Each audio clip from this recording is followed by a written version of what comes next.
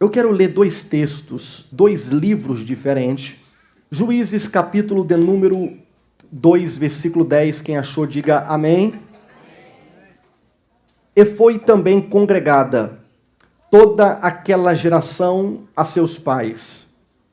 E outra geração após eles se levantou, que não conhecia o Senhor, nem tampouco a obra que fizera a Israel. Agora vai para um livro difícil de se achar, que é o livro de Jonas. Procure aí o livro de Jonas. Nós vamos encerrar a mensagem hoje no livro de Jonas. Você achando o profeta Daniel, Oséias, aí vem Joel, aí depois vem o profeta Amós, aí você vai encontrar Obadias, e aí você vai encontrar o livro do profeta Jonas. Se puder passar no telão, vai me ajudar. Eu vou ler o capítulo 3 deste livro.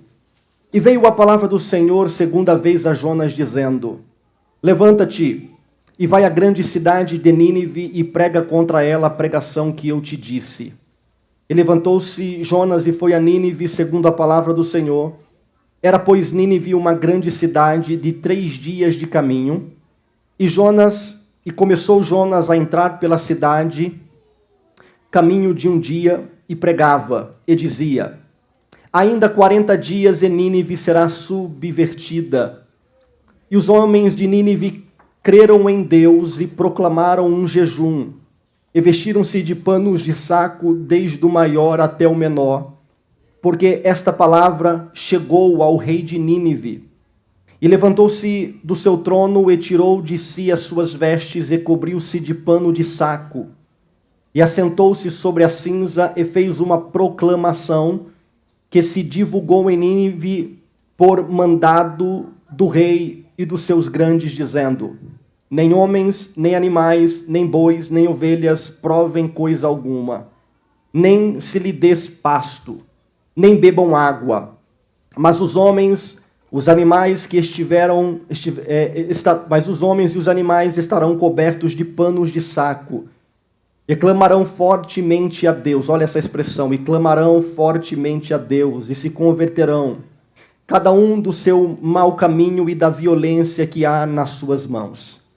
Quem sabe se voltará a Deus e se arrependerá, e se apartará do furor da sua ira, de sorte que não pereçamos? E Deus viu as obras deles, como se converteram do seu mau caminho. E Deus se arrependeu do mal que tinha dito que lhes faria, e não o fez. Amém e amém. Para facilitar a sua compreensão, eu vou falar hoje sobre a igreja do passado, a igreja do presente e eu. A igreja do passado, a igreja do presente e eu. Esse texto de Juízes é um texto intrigante. Quando você tiver a oportunidade, leia o capítulo 2 de Juízes, que você vai entender este capítulo de número 2. Cada geração tem a sua história diante de Deus. Nós somos uma geração, estamos vivendo em um período, e nós estamos construindo uma história, e a minha geração está construindo uma história. E certamente as futuras gerações, se Jesus não voltar, vão contar relatos, coisas que estão sucedendo em nossos dias. E como é impressionante como as coisas mudam de uma geração para outra. A irmã Ana Lídia, embora o culto ele está naquele clima de adoração, a irmã Ana Lídia e alguns irmãos aqui no microfone, no intervalo de louvores, comentou isso. E a irmã Ana Lídia, ela pontuou isso, que as coisas mudam, gerações mudam. E como é impressionante como as coisas elas mudam com o tempo. Esses dias eu disse aqui no púlpito que o que essa geração faz vista grossa, ou se a gente fizer vista grossa a certo ponto da vida, a certo argumento da vida, a outra geração ela vai aceitar. Se a gente não aceita, mas faz vista grossa, a outra geração ela vai aceitar com unhas e dentes, porque é natural. Isso é uma frase bem conhecida. O que uma geração tolera, a outra ela aceita. E o que eu percebo nesses últimos dias é o diabo cauterizando a nossa mente. O diabo, ele normalizando as coisas. Coisas que há pouco tempo atrás eram coisas assustadoras e absurdos e anormais. Coisas que eram anormais, hoje se tornou completamente normal. Ou seja, é o inimigo, ele cauterizando a nossa mente. E o inimigo, ele faz mudanças, ele não faz mudanças drásticas. O inimigo, ele faz mudanças lentamente. Como o texto lido aqui em Juízes, que aquela geração passou e surgiu uma outra geração que não conhecia o Senhor. E não somente não conhecia o Senhor, mas também não conhecia as obras de Israel. Não conhecia aquilo que Deus tinha feito por intermédio de Israel. Ou seja, é um novo tempo, é uma nova época. Moisés passou, Josué passou, e agora é uma nova geração, e diz a Bíblia que eles não conheciam Deus e não conheciam os feitos de Israel. E eu temo que talvez nós possamos vivenciar isso. Eu tenho certeza que os irmãos estão aqui em uma igreja e os irmãos conhecem Deus. Mas eu temo pela próxima geração. Eu temo pelo legado que nós estamos deixando para a próxima geração. E também temo que muitas coisas que nós recebemos dos nossos pais, nós estamos perdendo. E se nós estamos perdendo, nós não vamos conseguir deixar para a outra geração. Vocês estão me entendendo? Diga amém. Se nós estamos perdendo, certamente que a futura geração, ela não vai, de maneira alguma, entender, compreender ou viver. É por isso que hoje eu quero trazer uma reflexão com vocês sobre a igreja do passado, a igreja do presente e eu. Vamos lá, bem rápido. Não houve na história da humanidade uma igreja perfeita. Foi pregado aqui brilhantemente pelo nosso irmão Lincoln, ali de Rio Claro. E ele pregando, ele trouxe aqui alguns relatos da igreja primitiva, que as igrejas que haviam naquele tempo não eram perfeitas. Ele trouxe relatos como erros grotescos que havia na igreja de Corinto, na igreja de Éfeso, na igreja de Tessalônica, na igreja de Filipos, na igreja de Colosso, na igreja de Laodiceia. Irmãos, a igreja de Laodiceia estava tão perdida, mas tão perdida, que Jesus estava do lado de fora, batendo na porta pedindo para entrar. Imagine um culto que Jesus está lá fora. Imagine comigo, para e pensa comigo. A gente tem todo o espetáculo, ensaia, canta, prega e vai. E aí onde está Jesus? Lá fora, batendo na porta dizendo assim, deixa eu entrar na igreja? Posso entrar na igreja? É o cenário deste período aqui da igreja de Laodiceia.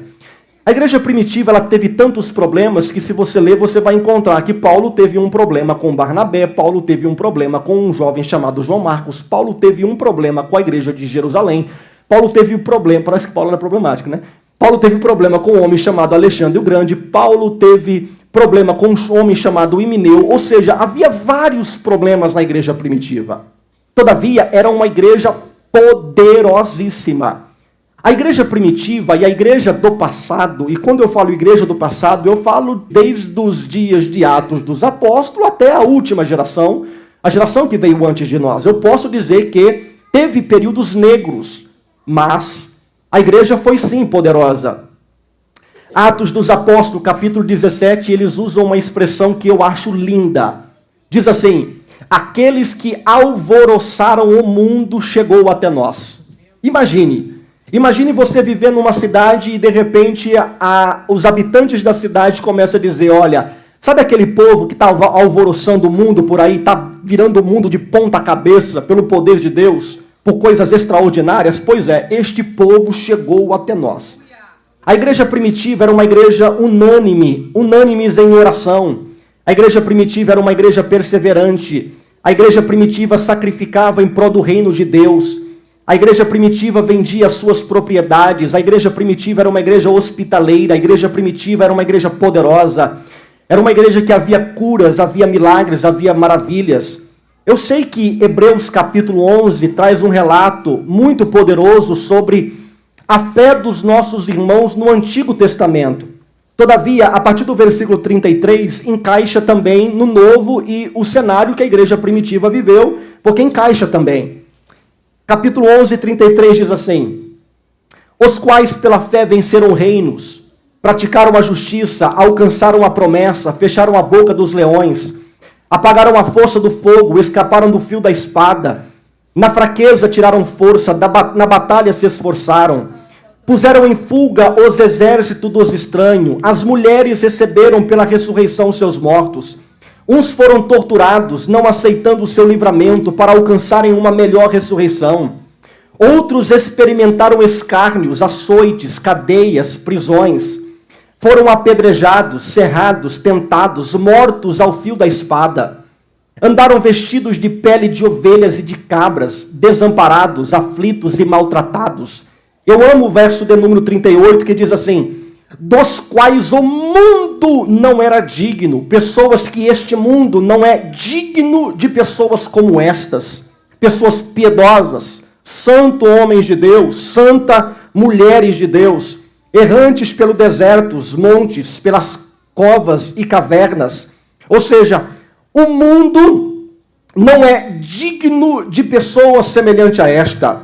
Vocês sabem que eu amo história e eu deliro nas histórias. E eu poderia aqui narrar inúmeras histórias para vocês. Mas houve um homem chamado William Tyndale, foi o primeiro homem a traduzir a Bíblia do hebraico para o inglês. O Tyndale, ele foi preso, estrangulado e queimado vivo. Savonarola foi um homem também, um pregador da palavra, precisamente ali em Roma. E ele foi estrangulado em praça pública. John Hus, um homem piedoso que pregou onde hoje chamamos da Tchecoslováquia, ele também foi um fiel pregador e morto vivo, e enquanto as chamas do fogo iam acendendo as madeiras, ele começou a cantar a Deus. Só para os irmãos terem noção da igreja do passado. Pedro, segundo a tradição, foi crucificado de cabeça para baixo. André, ele foi martirizado e morto na Grécia. Tiago, ele foi morto por Herodes. João, ele foi lançado vivo num tacho de óleo fervente, mas nada sofreu. Deus poupou a vida de João. E depois mandaram João para a ilha de Patmos, aonde ele teve as sublimes revelações do Apocalipse. Bartolomeu, segundo a tradição, foi posto vivo num saco e lançado no mar. Dentro de um saco lançado no mar. Tiago, um livro do seu tempo relata que ele foi apedrejado pelos judeus em Jerusalém por pregar a Cristo. Simão, o Zelote, segundo a tradição, trabalhou no norte da África e sofreu martírio na Palestina durante o governo de Domiciano, perseguidor dos cristãos. Irmãos, escuta por favor. A igreja primitiva era uma igreja que doava a sua vida. Era uma igreja que se entregava. Mas vamos sair lá de Atos. Vamos para a era um pouco mais moderna. Rode o Brasil. Precisamente o nosso Nordeste brasileiro. Uma região da época dos coronéis, onde o catolicismo romano, fervente, forte e cruel. Se você rodar as igrejas do Nordeste, você vai encontrar vários irmãozinhos, já com a cabeça branca, cansado pela idade. Eles vão trazer relato a vocês do quanto eles sofreram por causa do Evangelho. Muitas vezes, pregando pelo Brasil, e precisamente no Nordeste, eu sempre encontrava às vezes almoçando, jantando, e eles contavam para mim, apedrejados, cuspidos. Um deles me contou que eles estavam dentro da igreja, e aí os homens cruéis da cidade jogaram fezes dentro da igreja, pedra quebrando vidros, xingaram eles, abandonado por família, e houve até mesmo morte em nosso território brasileiro, e eu não estou falando de tanto tempo atrás assim. No Brasil era mais ou menos assim, ou você serve a Deus, ou você serve a Deus. Não tem como ser pela metade. Não tem como você ficar pela metade. Mas muitos se falam dos pregadores do passado. E muitos criticam os pregadores modernos, dizendo que hoje não tem pregador como antigamente. E eu sou pregador, eu posso elogiar os da antiguidade e dizer que eles eram 1000 vezes melhores do que a gente hoje. sem problema algum. Mas aí, aguenta aí. O problema é que não é os pregadores que são diferentes. O problema é que o povo também não é mais o mesmo. O problema não é só comigo, o púlpito. O problema, escuta, que hoje vai apertar. O problema são os ouvintes. O problema é que a igreja não é mais a mesma igreja de antigamente. Irmãos, eu tenho aqui atrás dessa parede, eu tenho um arsenal de velhos e antigos sermões. Só de Spurgeon eu tenho 3.600 sermões de Spurgeon. Sermões de John Wesley, de George Whitefield. E existem sermões que você lê, é a coisa mais simples do mundo. Nada de espetacular, nada de estrondoso. Então, o que é que havia neles de tão espetacular? Irmãos, não é apenas o romantismo desses pregadores. Era o grupo ou a pessoa para quem eles estavam ministrando. Quem eram os ouvintes? Qual era o comportamento dos ouvintes? Às vezes eu me pego imaginando como seria eu pregando em 1920, 1930 no nosso território brasileiro. Eu fico imaginando como seria o culto em 1940 com Frida Vingre num culto de irmãs em 1940, 50, 30. Eu fico imaginando como era a semana dos irmãos antes de frequentar o culto no final de semana. Eu fico pensando, deixa eu navegar nos meus pensamentos. Eu fico pensando, vamos pensar comigo? Vamos, então vamos. Eu acho que eles acordavam de manhã, não tinham despertador, aí o galo cantava no meio da terrinha, e aí eles acordavam de manhã, preparavam um belo café, não tinha celular, não tinha novela, não tinha seriado, não tinha WhatsApp. O que eles tinham? Pensamentos. Repito, o que eles tinham? Pensamentos. Acordavam de manhã, e se tivesse um jornal, tudo bem, se não tem um jornal, aí fica lá nos seus pensamentos. Eu acho que a pregação surgia mais defeito. Por quê? Deixa eu pensar, analisar o que o pastor pregou. E aí na mesa, talvez o marido olha para a esposa e ficam ali conversando. Lembra daquele ponto que o pastor disse? Aquele hino. E aí ficavam talvez dialogando entre si ao longo da semana a respeito do culto e de como foi o culto. Infelizmente, eu abri uma crise interna que eu tenho. Às vezes a minha crise interna que eu tenho não vale a pena. Você prega, se mata e depois, saindo da porta, tem uma linda banca ali e amanhã esqueceram tudo que eu disse e não valeu a pena para nada. Mas eu acho que não é bem assim também, não vou ser tão negativo. Mas antigamente eu creio que era mais ou menos desse jeito. Eles navegavam no seu pensamento durante a semana acerca das grandezas de Deus. Eles olhavam para a natureza e eles conseguiam cantar com muita alegria, grandioso és tu. Eles conseguiam andar pelas estradas empoeiradas, talvez do Nordeste de São Paulo, Minas Gerais ou lá do Pará, e aí talvez navegavam em seus pensamentos acerca da grandeza de Deus. Hoje nós não temos tempo mais nem para pensar. Por quê? Porque o telefone não deixa a gente pensar. A gente está tão ligado no telefone que não deixa a gente pensar. Um outro problema. Os pastores eram considerados santo homens de Deus. Irmão, título de pastor era o maior respeito que havia. Pastor não mente, não rouba, tem um caráter ilibado. Pastor é homem de Deus. Hoje, quando me perguntam o que eu faço, qual é a minha profissão, eu falo assim, eu escrevo livro, eu corto grama, eu faço isso, mas eu esquivo de falar a palavra pastor porque às vezes eu tenho vergonha. Porque parece que o respeito foi embora. Título de pastor parece que é ladrão, usurpador, enganador. Antigamente o povo não tinha estudo, nem tampouco entretenimento, mas havia uma enorme reverência dentro do culto, dentro do ambiente de igreja. Eu fico imaginando comigo, me permita não viver nesse tempo, mas eu imagino uma criança, 9, 10, 12 anos de idade, sentado na igreja. Aí ele sentado na igreja com toda a reverência, porque o homem de Deus está falando, porque a mulher de Deus está falando. Não havia chiclete, telefone, trocar figurinha dentro da igreja, trocar o WhatsApp dentro da igreja. Nada disso, nada disso. Havia um temor. Porque aqui é a casa de Deus. Aqui é o ambiente onde Deus fala e é o homem de Deus que está falando. E eu acho que havia este lindo temor. O povo também era mais exigente, porque tem que ter Deus na vida. Tem que ter Deus na vida. Não era um povo que ia de qualquer um. Hoje não. Hoje pega aí meia dúzia de seguidores no seu Instagram, você paga $100, o seu vídeo explode, você é alguma coisa. Não, tinha que ser homem de Deus, é o que eu imagino. público do passado tinha santidade. O povo orava, o povo jejuava. Você pode pegar, talvez, qualquer pregador do passado. Vamos delirar agora? Vamos transportar, que Bruno agora se transporta para lá, por uma igreja chamada Tabernáculo Metropolitano de Londres. O Bruno está lá em Londres e agora Spurgeon assumiu a tribuna aqui. O príncipe dos pregadores, um dos maiores pregadores que já existiu. E aí Spurgeon está pregando aqui. Eu tenho certeza, sabe o que aconteceria? Talvez a mesma coisa que vai acontecer hoje, nada de muito anormal. Porque o contexto de evangelho não se resume, ou o peso não pode estar em uma pessoa. O poder do evangelho, os efeitos do evangelho numa cidade, numa comunidade, é um trabalho coletivo. As irmãs, Atos 1:10, oravam, jejuavam, pedindo a descida do Espírito Santo, mas não era um, era todos eles orando, era 120 pessoas buscando a Deus, pedindo o poder de Deus.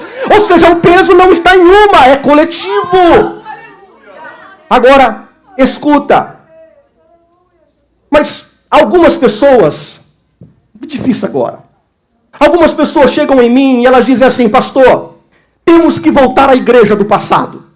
Aí eu olho nos olhos e eu afirmo: verdade? Eu sou o número 1 a afirmar a vocês que nós devemos dizer assim: pastor, vamos voltar à igreja do passado? Amém, irmão, vamos voltar. Aí as primeiras frases da boca são: as irmãs não podem mais cortar cabelo, não podem mais raspar a perna, as irmãs não podem isso, as irmãs. Aí eu paro, me assusto, penso e não falo. Tudo irmãs e nada irmãos? Parece que as regras e as leis sempre caíram 90% no colo das irmãs e 10% no colo dos irmãos. Aí eles acham que o problema é esse. E aí começa um grande conflito. Então vamos voltar à igreja do passado? Quem quer aqui voltar à igreja do passado? Quem quer? Diga amém. Eu quero. Então vamos lá. Vamos voltar à igreja do passado. Desliga o seu WhatsApp, para de ver Netflix. Dizime com fidelidade. Não escute músicas mundanas. Não assista mais filme. Não veja piadas no WhatsApp. Não fique compartilhando videozinho imorais. Não trabalhe aos domingos. Ore por horas por dia. Leia a Bíblia todos os anos. Saia de sua casa para evangelizar nas ruas. Bata nas portas das casas. Busque os dons espirituais. Vá para o campo missionário. Vai orar. Vai jejuar. Vai buscar a Deus. Vai se entregar. Vai. Então vamos voltar. Vamos. Eu concordo com vocês. Então vamos voltar à igreja do passado. Eu não estou falando mal de usos e costumes, nem de saia, porque eu seria um hipócrita. Aqui está minha esposa, eu seria um hipócrita. Mas escuta, o que vou dizer agora, talvez vai impactar alguns corações. Mas o poder da igreja do passado não estava nas saias e nem no coque das irmãs. Porque coque não tem unção. O segredo da igreja do passado é que a santidade era de manhã, à tarde, à noite, segunda, terça, quarta, quinta e sexta. O segredo da igreja do passado, sabe o que era? É que elas não tinham as ocupações que afogava o sentimento de querer brilhar, querer ser estrela. Era santidade de verdade, era buscar a Deus de verdade. Escuta, aqui não tem Pedro, aqui não tem Paulo, mas aqui tem você e aqui tem Jesus de Nazaré.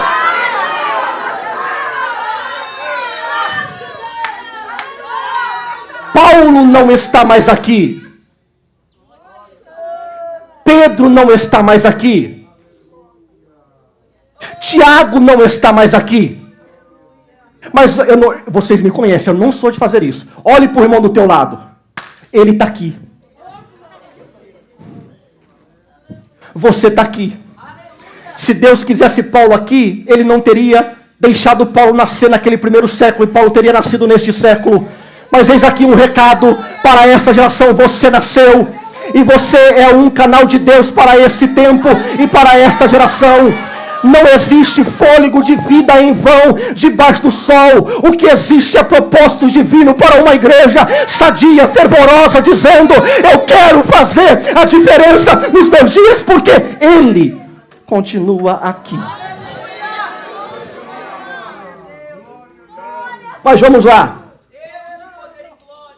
Passamos da igreja do passado e vamos para a igreja do presente. Somos uma igreja poderosa. Irmãos, o nosso potencial, ele é Temos a internet. Temos uma multidão de livros. Bíblias de qualidade. Som de qualidade. Uma irmã veio cantar aqui esses dias, ela disse, pastor, que som maravilhoso. E parabéns aos nossos sonoplastas e mídia, porque eles só apanham. Temos acesso a informações importantes, traduções. Mas como igreja moderna, eu fui anotando, mas eu parei no terceiro porque o relógio não vai permitir. Temos alguns problemas. Problema número 1. Deus não está em primeiro lugar. O problema número 1 da igreja moderna é que Deus ele não está em primeiro lugar. Falar que Deus está em primeiro lugar é mentir para você mesmo. Falar que Deus está em primeiro lugar na igreja moderna é você querer enganar, não a Deus, é enganar a si mesmo. Falar que Deus está em primeiro lugar é você literalmente tentar enganar um Deus que ele vê todas as coisas. E eu já disse, Deus tem que estar em primeiro lugar. Deus em primeiro lugar na sua vida não vai alterar nada nele, mas muda muito em você. O motivo que Deus pediu para ele ser primeiro lugar na sua vida, porque ele em primeiro lugar na sua vida mudará completamente. A sua maneira de pensar, de vestir, de falar, de ouvir, tudo mudará em você. Deus em primeiro lugar te levará à santidade. Deus em primeiro lugar te levará ao amor. Deus em primeiro lugar te levará à paz. Deus em primeiro lugar apagará as chamas da ansiedade do teu peito. Deus em primeiro lugar apagará a inquietude do seu peito. Deus em primeiro lugar muda como eu penso, como eu falo, como eu sou. Deus em primeiro lugar muda até mesmo o meu humor, a minha alegria, o meu contentamento, o meu prazer. Deus em primeiro lugar, ele afeta toda a minha existência. O que eu penso, o que eu como, o que eu falo, o que eu sou com os meus filhos, o que eu sou com minha esposa. Marido, esposa, o seu problema não é abrir a porta do carro para tua esposa, nem dar uma rosa, e nem lançar uma foto nas redes sociais dizendo, olha o aniversário dela. O segredo de um bom relacionamento é amar Jesus acima de todas as coisas. Você não pode amar o seu marido em primeiro lugar. Você não pode amar a sua esposa em primeiro lugar. Eu não posso amar o meu filho em primeiro lugar. Eu não posso amar as minhas ambições de retorno ao Brasil em primeiro lugar. Eu preciso amar a Deus em primeiro lugar. Repito, Deus em primeiro lugar. Segundo problema é que a igreja ela se deixou ser levada pelo entretenimento. E eu venho dando algumas pinceladas aqui ao longo dessas últimas semanas. Mas não houve nos anais da história da humanidade uma geração mais presa ao entretenimento como a igreja presente. Pessoal, pelo amor de Deus, com muita calma. Eu já estou pregando já há muitos anos, então o seu silêncio não me assusta não. Então escuta com muita calma. Pelo amor de Deus, não conseguimos mais pensar, não conseguimos mais refletir, não conseguimos ficar mais em silêncio. Recentemente, uma psicóloga dando uma entrevista, ela disse que no seu consultório está aparecendo muitas jovens com tiques. Tiques de assim, E aí eles foram estudar por que muitos tiques. Aí elas foram descobrir, depois de muita pesquisa, que eram os 15 segundos dos vídeos que ficava passando. E o cérebro acelerado, e passando. Lá em casa a gente também sofre com isso, pai e mãe, um conselho a vocês. Esses dias um dos meus filhos chegaram em mim e disse assim para mim, pai, parece que a gente não passeia muito. Eu olhei para eles e falei, não tem vergonha na cara para dizer um trem desse? Não passeia? Fomos ao Brasil recentemente. Rebeca foi ao Brasil comigo de novo. Ganhamos uma viagem toda paga para Louisiana, numa casa, numa igreja, num castelo. E fomos para lá, e fomos para cá. Aí vocês foram num parque de diversão. Em casa tem piscina, trampolim, campo de bola. Vocês divertem cada hora numa coisa. Aí vocês vêm dizer que não tem entretenimento algum. Deixa eu te contar minha história. Lá vai eu, tô ficando velho.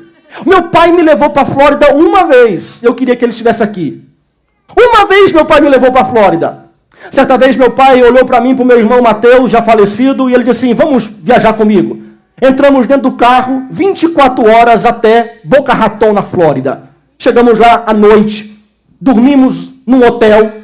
No outro dia de manhã, meu pai foi num advogado resolver uns problemas. Aí almoçamos, aí disse, vamos voltar. Essa foi a minha viagem para a Flórida com meu pai. Eu não estou brincando, é literalmente, exatamente o que aconteceu. Mas hoje parece que nós estamos desenfreado buscando alguma coisa. Todos os dias temos que ver um filme, toda semana tem que ir para a praia. Você sabia que praia como entretenimento é de 200 anos para cá, porque não existia isso? Toda semana é um churrasco, toda semana é isso, toda semana é aquilo. É as redes sociais desempregam. Irmãos, estamos doentes. Estamos doentes. Desligue tudo. Abra o ouvido e diga: Deus, aqui está aberto.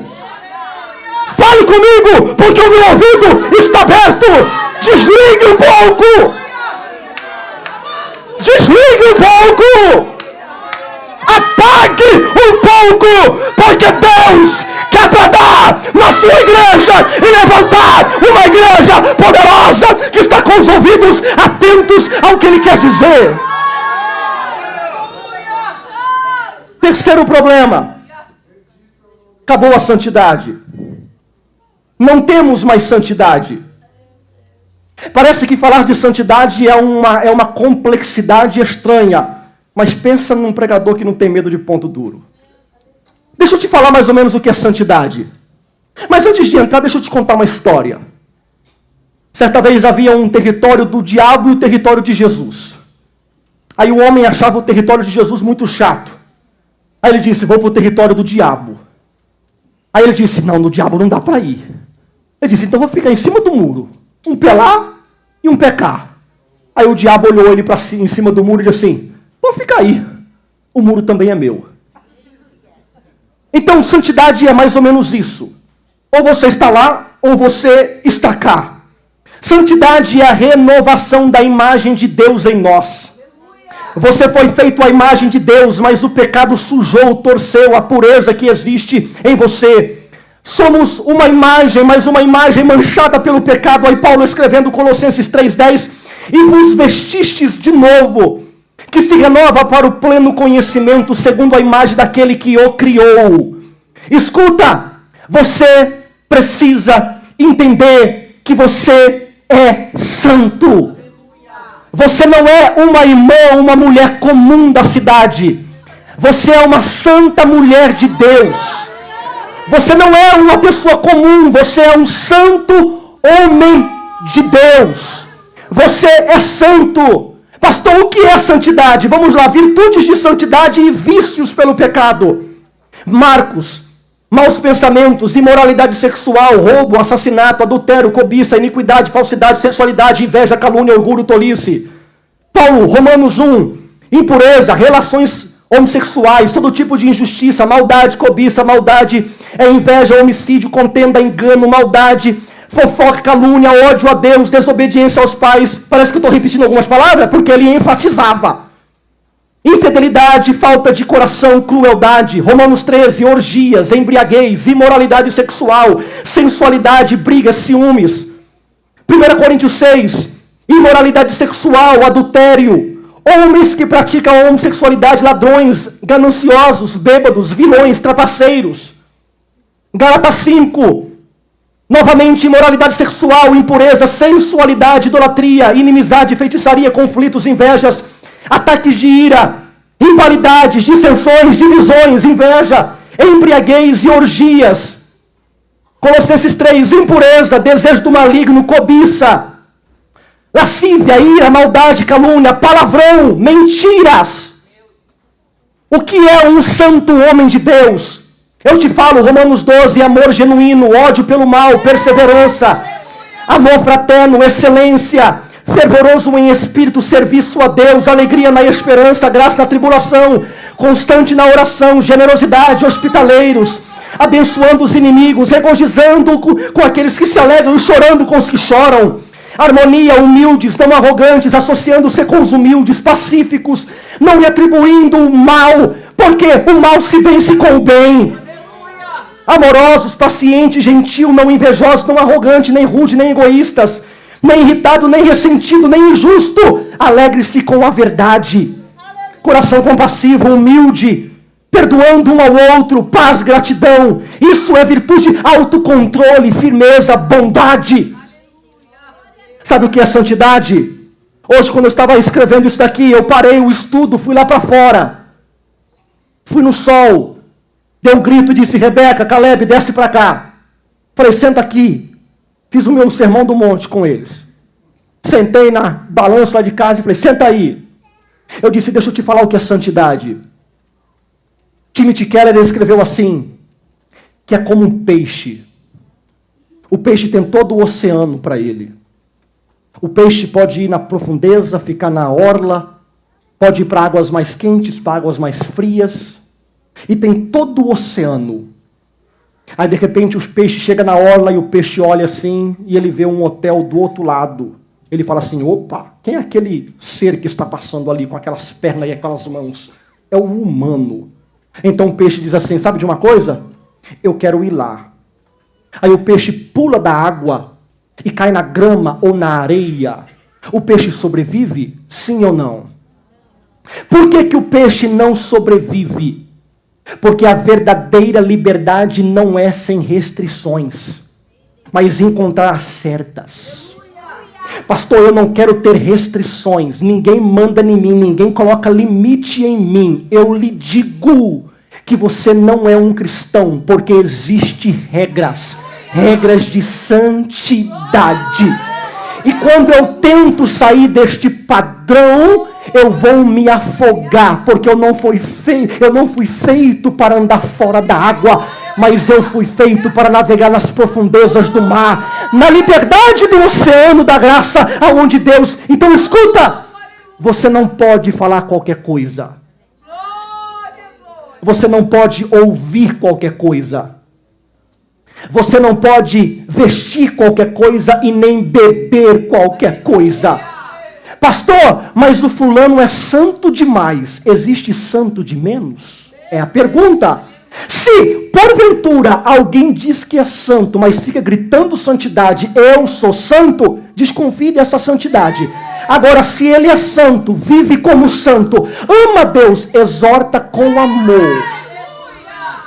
Exorta em piedade. Eu lhe digo, é um santo homem de Deus e não existe santo demais. É alguém dedicado inteiramente a Deus.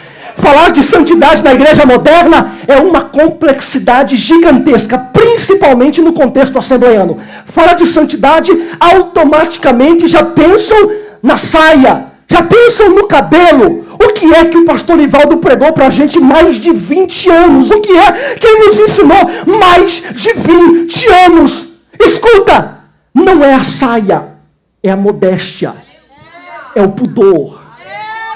Os teus seios não foi feito para foto no Instagram. É para você amamentar o seu filho e para as delícias de prazer com o seu marido. Ei, as suas partes íntimas, a sua nudez não foi feita para ser navegada nas ruas de Bicho Porto para todo mundo ver. Não foi feito para isso. Você é templo do Espírito Santo de Deus.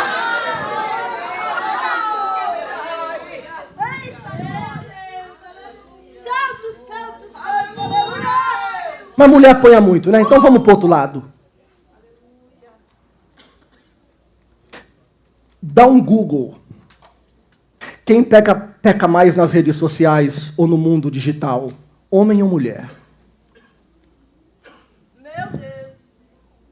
Porque tem homem que ele quer que a sua esposa seja um padrão, mas ele corroído por dentro. Meu Deus.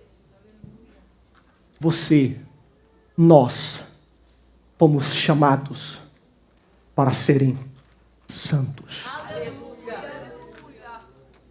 Homens santos. Mulheres santas. Então vai lá nas tuas redes sociais, homem. Apaga aquela foto sem camisa, com seus bico de peito todo peludo, achando que você está encantando quem?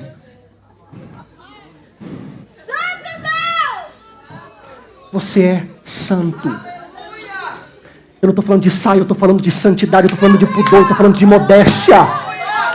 Eu estou falando de caráter cristão, eu estou falando de caráter cristão. Sabe qual é a santidade de Jesus? A santidade de Jesus era: abençoa o teu inimigo.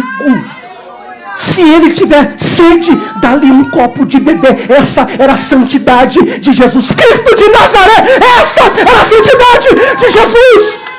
Eu reuni a Rebeca e o Caleb e eu disse assim para eles: o que é santidade para vocês? Aí fomos conversando. Chegamos à conclusão, teologia rebequiana. Santidade é ser a imagem de Cristo e refletir Cristo nessa sociedade.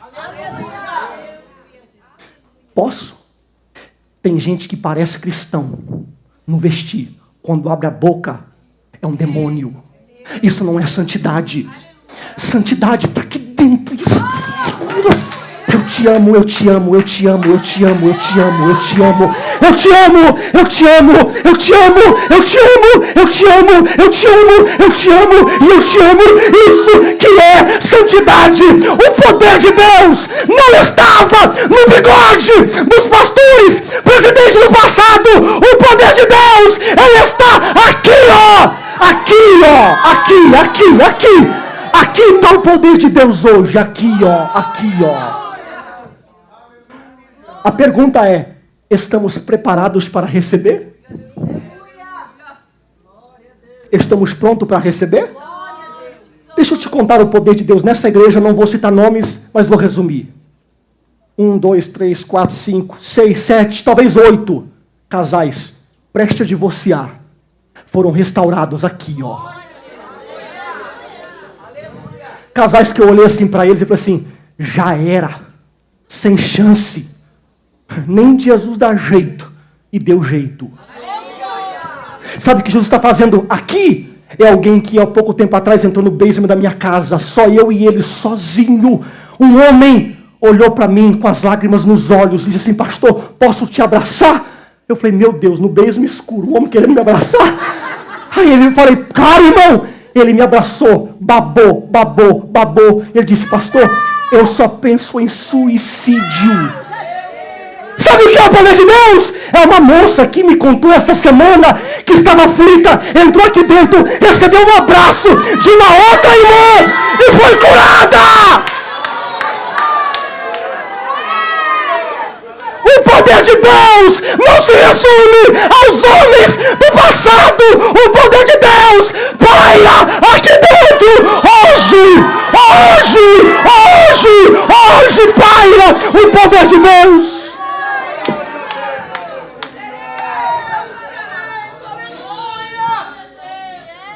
Mas eu vou encerrar. Eu disse que existe a igreja do passado, as suas limitações, os seus erros e as suas excelências. Eu falei dos erros da igreja presente. A sua mornidão, a sua falta de santidade, a sua falta de pureza, o seu entretenimento, mas eu também lhe disse o que Deus está fazendo. Mas essa semana, parece que nem encaixa na mensagem. Eu estava lendo Jonas. Eu disse: uau, eu nunca li isso. Então, para encerrar, a igreja do passado, a igreja do presente, e eu. Onde que eu me encaixo? Deus disse a Jonas: vá depressa à grande cidade de Nínive e prega contra ela, porque a sua maldade subiu até a minha presença. Não quero aqui comparar Nínive com você, nem Nínive a igreja, mas a atitude deles me chocou. Jonas capítulo 3, a partir do verso 3. E levantou-se Jonas e foi para Nínive. Vamos ler com calma. Me ajuda aí se você tiver o telão. E levantou-se Jonas e foi a Nínive, segundo a palavra do Senhor. Pois Nínive era uma grande cidade de aproximadamente 120 mil habitantes. E começou Jonas a entrar pela cidade a caminho de um dia. E Jonas entrou na cidade e ele dizia assim: ainda, daqui a 40 dias, o juízo de Deus vai cair sobre a cidade de Nínive e ela será destruída. Eu vou dar uma pausa e falar para você, porque é profético. Este mundo ainda vai ser destruído pela ira do grande Deus. Eu não sei se vai ser daqui a 1000 anos, 500 anos, 200 anos, mas eu tenho uma outra notícia para alguns de vocês. Alguns de vocês serão destruídos pela ira do grande Deus. O que é que, quais são as suas atitudes hoje, agora? E quando os homens de Nínive, versículo 5, e os homens de Nínive creram em Deus, pausa, caiu um temor sobre eles, eles viram o estado de suas almas, eles viram a negritude do pecado que eles estavam inseridos, eles viram as mazelas dentro de si, do quão distante eles estavam de Deus, do vazio, da negritude, e eles proclamaram um jejum e vestiram-se de panos de saco, e eles começaram a jejuar, do mais velho ao mais novo, do maior ao menor. 6. Porque esta palavra chegou ao rei de Nínive, e levantou-se do seu trono, e tirou de si as suas vestes, e cobriu-se de pano de saco, e assentou-se sobre a cinza. Pausa. O rei ouviu a mensagem, e quando o rei ouviu a mensagem, ele tirou as suas vestimentas reais, ele se jogou no chão, e ele lançou um decreto, ou seja, aquele rei saiu de sua posição de realeza, da sua posição de poder, de orgulho, de grandeza, e ele dizendo para si mesmo: eu estou perdido, a minha cidade está perdida, a minha família está perdida, a minha geração inteira está perdida. Escuta, eu lutei muito para pregar esta mensagem hoje, mas não há mais tempo para brincadeira. Aleluia. É tempo de você tomar a mesma atitude do rei de Nínive, sair do seu estado de orgulho e reconhecer o estado que você está, de vazio, de negritude, de pecado, de impureza, e dizer: Deus, eu preciso mudar de rumo. É hoje, não é domingo, é hoje. Versículo 7. E fez uma proclamação que se divulgou em Nínive por mandato do rei e dos seus grandes, dizendo: olha a ordem, nem homens, nem animais, nem bois, nem ovelhas provem coisa alguma, nem dê a eles pastos, nem beba água. O rei deu ordem até mesmo aos animais. Cachorro, tu vai jejuar. Boi, tu vai jejuar. Ovelha, tu vai jejuar. Sabe quem ele representa? É aquele crente que você chama de muito santarrão, de querer muito. Ficou louco. Boi jejuar. Ovelha jejuar. É o desespero da alma que precisa de refúgio. É o desespero de uma alma que não tem para onde correr, mas ele está gritando: Deus, eu preciso de ti, porque a minha vida, ela está em jogo, é tudo ou nada. Aí o que você faz? Você não quer mudar apenas o seu comportamento, mas você quer mudar até mesmo o comportamento dos seus filhos dentro de tua casa. Não adianta pedir para o teu filho desligar o telefone, se você não desliga.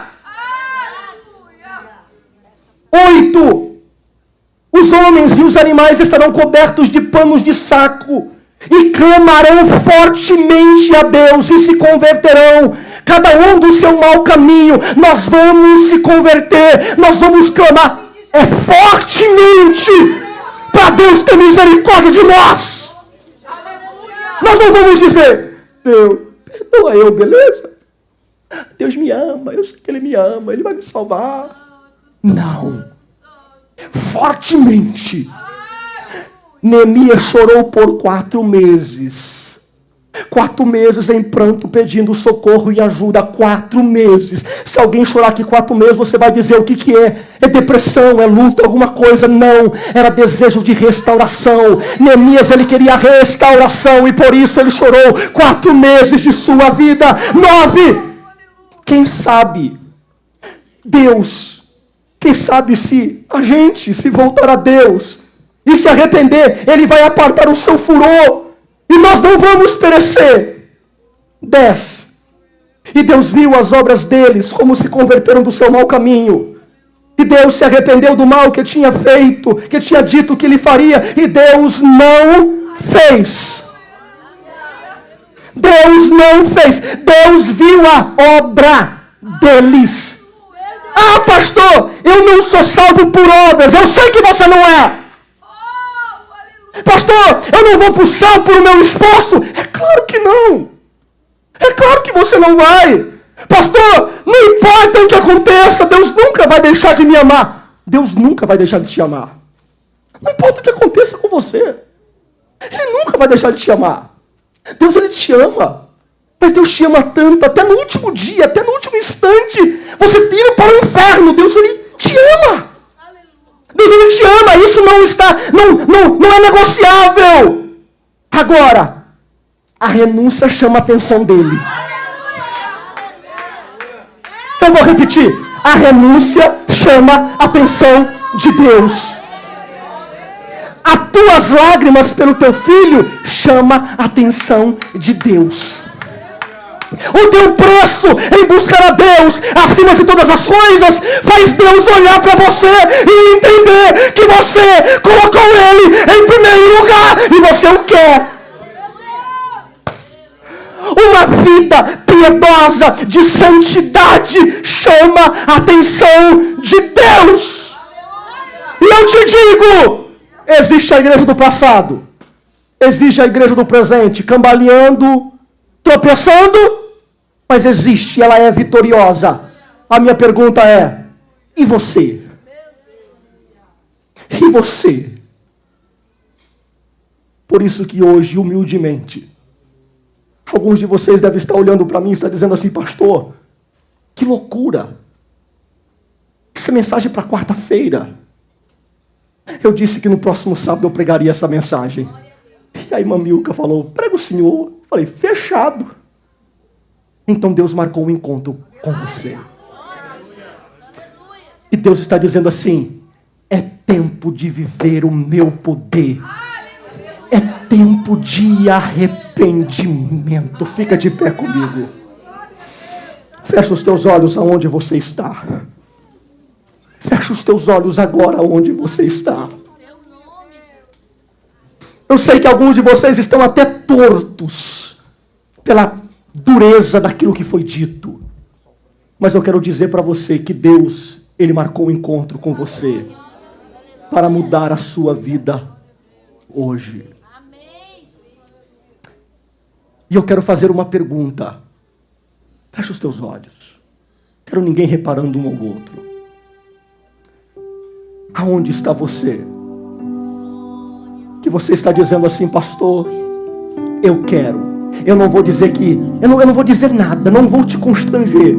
Mas você está dizendo, eu quero. Você pode sair do teu lugar e vir aqui na frente hoje. Cadê você que você escuta as histórias dos grandes milagres, curas e maravilhas de Deus, mas você não consegue vivenciá-las por inúmeros motivos e você sabe quais são. Mas você está dizendo dentro de sua alma, essa palavra chacoalhou toda a sua estrutura. Eu te convido, vem aqui, vamos orar juntos, porque Deus te quer.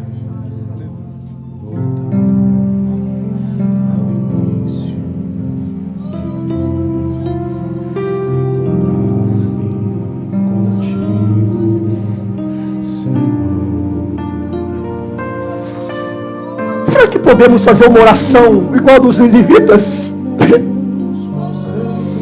Eu vou deixar você orar por um instante. Grite, clame, babe. Mas se você está proibido em não falar com Deus,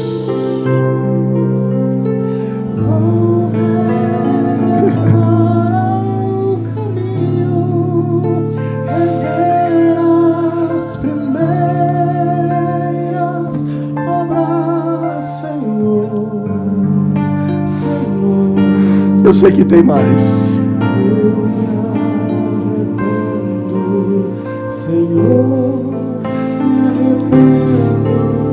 Cadê o choro? Cadê os gemidos de arrependimento? Cadê as lágrimas de Neemias? Cadê as lágrimas de Neemias querendo tudo de volta no lugar? Cadê as lágrimas de homem semelhante ao rei de Nínive que clamou dizendo: Deus, tenha de misericórdia e arrependemos dos nossos pecados, das nossas mazelas, das nossas negligências. Pai, aonde está o gemido da igreja moderna de Bridgeport? Cadê a tua oração?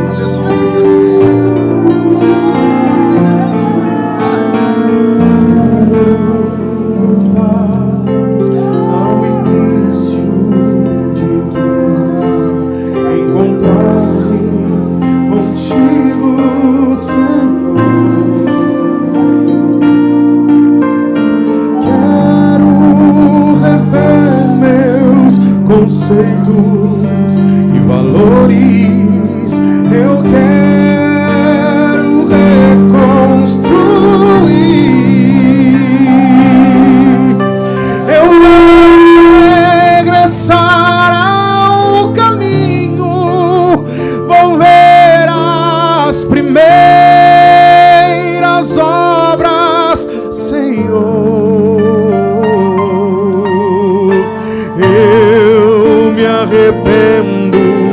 Senhor, me arrependo, Senhor, me arrependo, Senhor. Eu quero voltar ao primeiro amor, ao primeiro amor. Eu quero voltar a Deus. Eu quero ao primeiro amor, ao primeiro amor. Eu quero voltar a Deus. Continua. Eu quero Pai Celeste, onde tiver um coração neste momento arrependido de seus pecados, à procura do teu poder, à procura da tua graça, onde tiver, Deus, eu quero amor ao primeiro. Onde tiver, Deus, um coração que está clamando por tua presença, eu te peço agora, Pai, incendeia esta alma, incendeia esta alma, incendeia esta alma, incendeia esta alma. Arrependo, Senhor. Eu quero voltar ao primeiro amor, ao primeiro amor. Eu quero voltar a Deus. Eu quero voltar ao primeiro amor, ao primeiro amor. Quero voltar a Deus,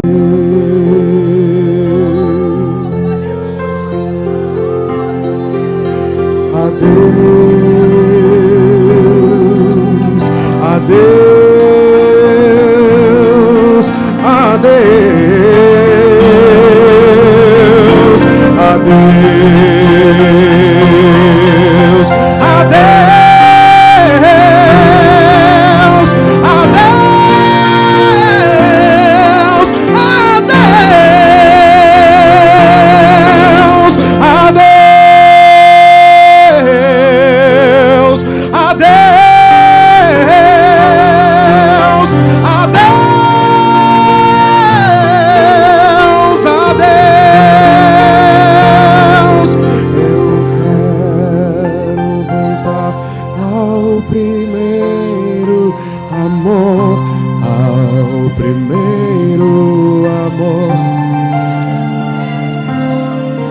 Receba a cura de Deus aonde você está.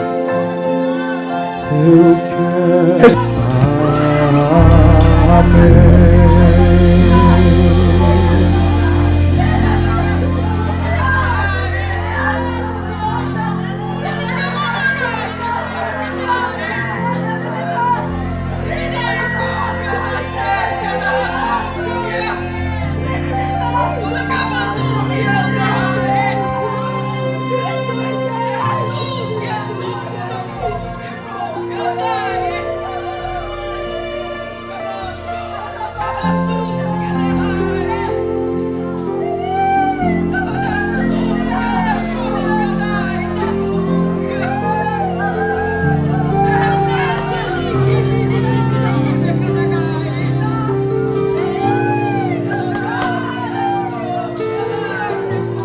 Aleluia.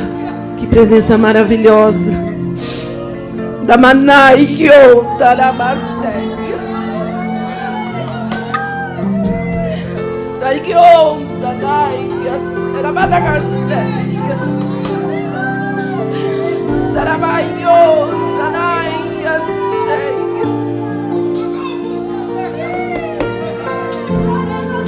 da Beon, da Naias.